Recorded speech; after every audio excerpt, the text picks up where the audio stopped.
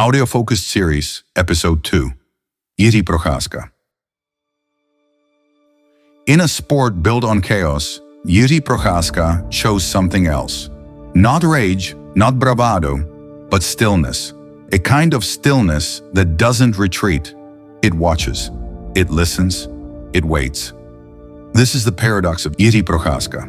A warrior who bows before battle, a champion who fights without hate, a man who meets his demons and thanks them. Let's explore what we can learn from him and how his quiet intensity can shape the way we live, move, and meet our own battles. Chapter 1. The Ritual of Stillness. Before every fight, Jiri bows to the cage, not for show, but for grounding. He closes his eyes, breathes deeply, and enters with reverence. To him, the cage is not a place of violence, it is a temple. This ritual is his reset. It's how he clears the static, the crowd, the cameras, the chaos. He doesn't rush in, he arrives. And when you practice this in your own life, even for 1 minute, something shifts. Before a meeting, a decision, a confrontation, pause. Take one breath that belongs only to you. You'll notice the difference. Your voice steadies, your thoughts align. You stop reacting and start responding. That's how presence begins. Chapter 2. Training the Mind.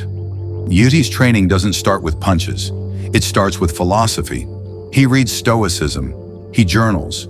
He visualizes every fight, not just the moves, but the emotions. He walks slowly on a treadmill, eyes closed, picturing combat. He fasts to sharpen his focus.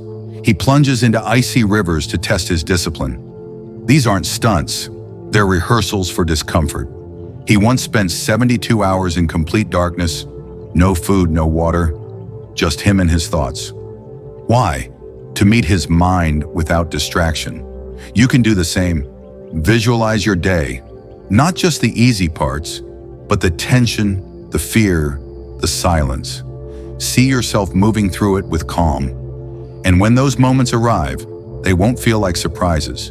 They'll feel like rehearsals you've already passed. Chapter 3. Fighting Without Hate. After knocking out Dominic Reyes with a spinning elbow, Jiri didn't roar. He bowed. He thanked his opponent. He walked away with calm. He once said, "I don't want to hurt. I want to test." Even after losing to Alex Pereira, he didn't spiral. He returned to silence, to ritual, to rhythm. For Jiří Procházka, conflict is not destruction, it's discovery. And when you approach your own conflicts this way, whether in work, relationships, or personal struggles, you begin to see something new. The people you once saw as obstacles start to look like mirrors. They show you your patience, your triggers, your growth. And in that shift, anger loses its grip. You stop fighting to win, you start engaging to understand. Chapter 4. The Power of Ritual. Jiri's life is built on rhythm. Cold plunges before dawn, shadow boxing in forests, animal flow drills in snow. He doesn't chase hype, he builds consistency. These rituals are his anchors. They remind him who he is, even when the world is loud. After setbacks, he doesn't seek revenge. He seeks rhythm. He returns to breath, movement, stillness. You can build your own. A morning walk, a daily reflection, a breath before you speak, and slowly that rhythm becomes identity. You stop being pushed by the day. You start carrying your own pace. Chapter 5. Meeting Your Demons. Jiri believes fighting is a mirror, not of your opponent, but of yourself.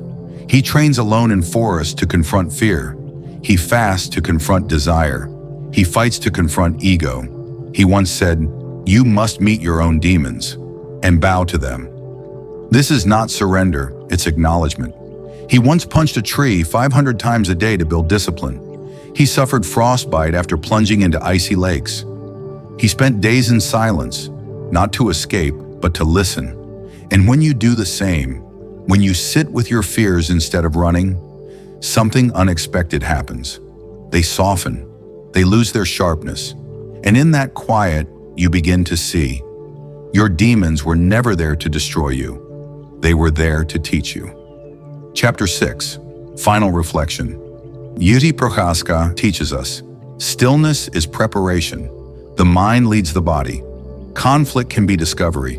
Ritual builds resilience. And facing your demons is the path to peace. He didn't rise through rage. He rose through rhythm. He didn't fight to destroy. He fought to understand. So the next time you feel pulled into chaos, pause, breathe, return to rhythm.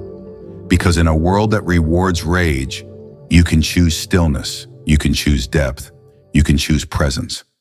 If this reflection on Jiří Procházka spoke to you, let it travel further. Share it with someone who might need stillness in their own storm. Leave a like if it helped you pause, even for a moment. And subscribe to the Calm Command for more journeys into quiet strength, presence, and resilience. Because the more we practice together, the more we carry this rhythm into the world.